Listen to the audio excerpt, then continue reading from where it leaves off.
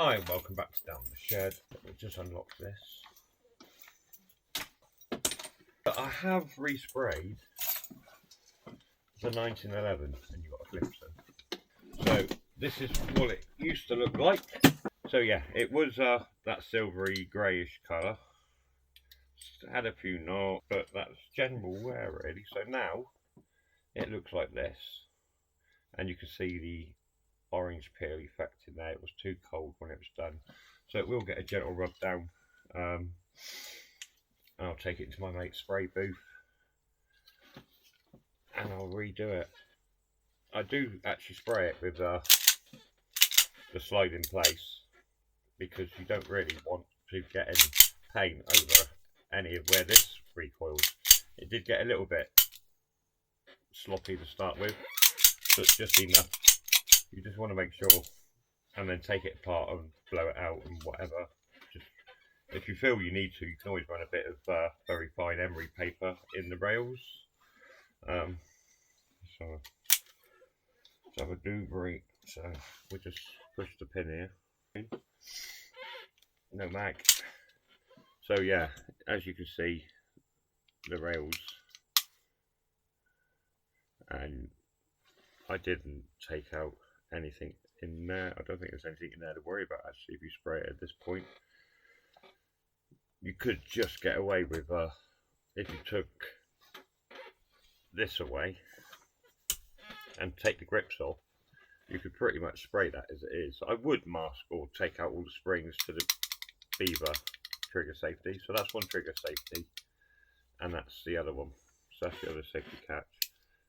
So yeah, this is part you have to worry about. So it's obviously take out all the springs and barrel and everything, but you're left with this gas nozzle which I masking taped.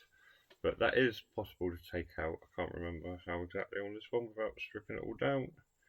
But I really have no intention of going that far with it. As I said, just basically take all this out and then wedge masking tape, because it's wider than the slide, just in the grooves, so it kind of masks all this off. And then set it down like that and spray away, because obviously you've got the ejection port part of this, which won't be there. So you can see the nozzle and everything aside, so you want all that taping up as well, because you don't want getting paint in there.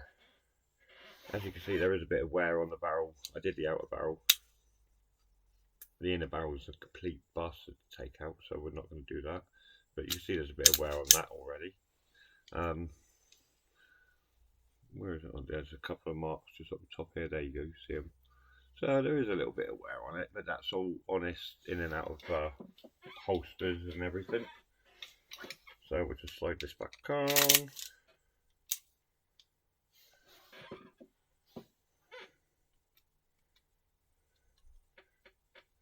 Pin back in. So a few bits of wear there. Bit on the trigger guard. The other side's not too bad, it's just a slide there really. Oh, there's a bit of silver in along there, but that's all good on its wear. It gives it sort of patina. So yeah, I've sprayed it black. I am going to rub it down and respray it. It does look more like a replica imitation firearm in this designation than it did before in the grey, I think. Could chrome it, but nah, it looks gaudy. We're not cowboys. But yeah, I like it's more of a Browning 9mm look actually, being the Browning based off of this. But I think get rid of these tacky plastic grips and try and get some wood ones for it. That would be nice. So anyway, that was just a quickie. Just showing you the Milbro or KWC replica 1911. Looking much sexier in black than it did in grey, I guess. If you have got a Milbro CO2, I can't even remember which was the original mag now. I think it's this one. I think that was the original mag, and I need to mag dump that actually. I think it ran out of gas. This one's got gas in it. That's a new cylinder on this one. But yeah, 25 quid at White Sphere Tactical. and you can get a 1911 CO2 magazine, which is KWC and fits my Milbro. So if you've got a Milbro or KWC 1911 CO2, that is dead, I think. Yeah, it's dead. Right, okay. So we change the gas. Allen key. That's the only pain in the arse with these things. At least green gas, you just stick an aerosol up its arse.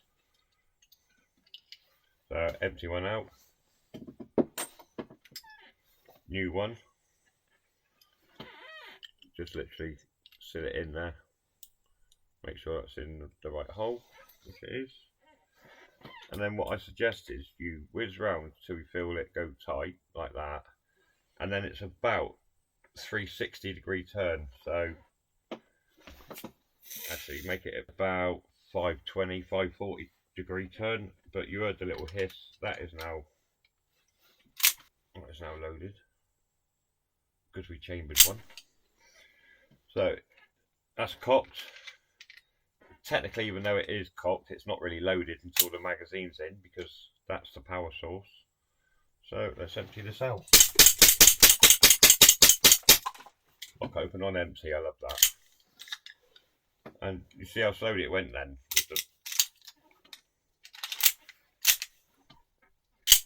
Oh, it was alright that time. Sometimes it goes a bit slow, that's where it's got paint build up in areas. Let's not fire that off again.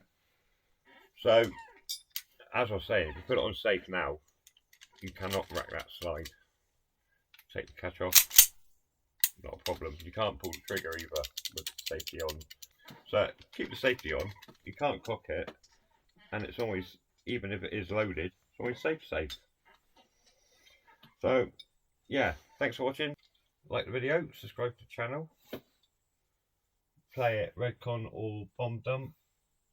And I'll see you there sometime. Get people saying down the shed to me, so it's good. People seeing the videos. Yeah, and that's basically what my new gun, well, what my old gun now looks like. I think it looks much better.